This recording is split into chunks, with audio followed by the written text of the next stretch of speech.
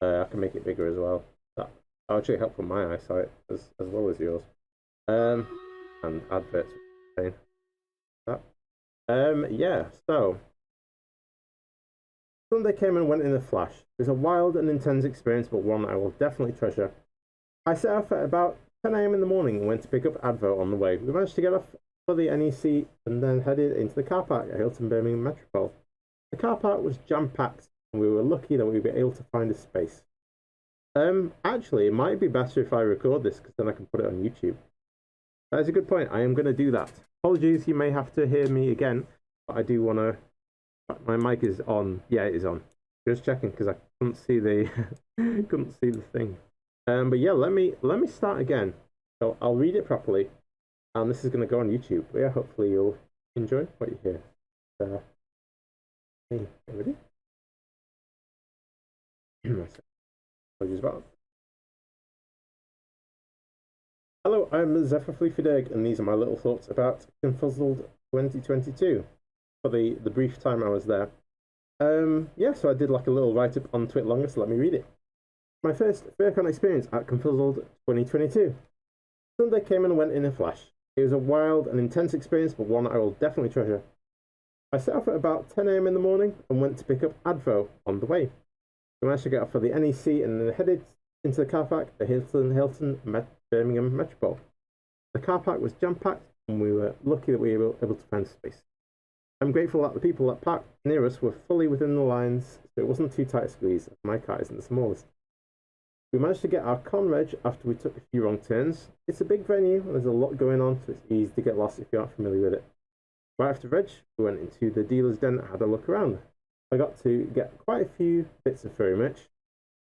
Yeah, there's photos on Twitter. It was great to chat with the other dealers about their con experience and how things were going. Some of the dealers were off on their breaks or at the dance comp, but I was sure to take a look at the wares anyway, get some business cards, etc. And yeah, I'll definitely have to save some more cash so I can get some stuff from Etsy. It was brilliant to meet some of my idols from the live streaming and content creation world. The inner fanboy inside myself was squealing with joy, while on the outside I was calm and composed. There were so many awesome fursuiters as well. There were some I had met at other meets, along with others I'm not so familiar with. It was great to catch up with some folks that I've been chatting with online as well. There's just something about being in person that just feels different. And yes, the dragon meet was fantastic. Thanks to the wonderful Sea Dragon and the team for making that happen. It was great to stand by the waterfront and have our photos taken. I'm really looking forward to seeing those when they come out. I've seen them, they're awesome. The lobby area was nice to hang around in. At the point, it was definitely time for a drink as my throat was feeling very dry. I got to hang out a little in the room, little room gathering, which was nice.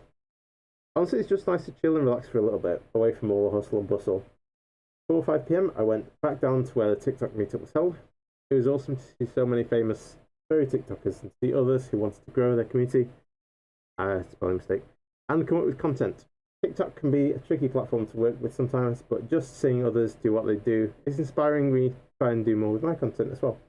Aries and all the other folks running and participating in the panel were fantastic. And have some water. Getting thirsty. I'll edit this down later.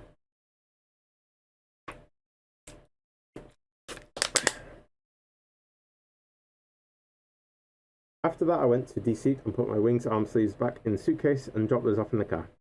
I felt like a huge weight had been lifted when I took my first suit wings off and I could stretch. I kept my bag with me in case there was another opportunity for some quick photo ops after.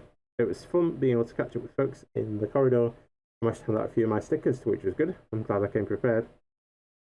We walked past the waterfront over to where the food vendors were. The wait was long for the first place we went to, so we had to go to a place where the bowling alley was. Which was alright actually. We didn't get to bowl, unfortunately, but there was a bit of wait, but we did play some air hockey. So Renner definitely came out on top form with the air hockey for sure. I knew I had work the next day, so unfortunately I couldn't stay any longer than that. As we walked through the Metropole, we said a few final goodbyes and let others know. I put the rest of the things in my car and dropped off a friend at the train station. After that, I dropped off Advo on the way back, quick by tweet, and then I was off home as well. As I was driving home, it hit me that there were people I really wanted to see, but just wasn't able to. The reasons for this are too many to mention. Maybe they're at a dance comp, maybe they were resting in the rooms, maybe they were on the other side of the hotel. It's a huge place, so it's easy to lose track of things.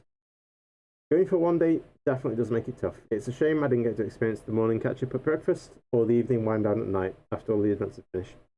Maybe next time though, I'm thinking of Confuzzled 2023. Could be a fun weekend to plan for. After all is said and done, I'll look back at these memories in years to come and say, that was a fun time, I'd do it again in a heartbeat. And that is 100% true. And yeah, I'm definitely looking forward to going back next year. So,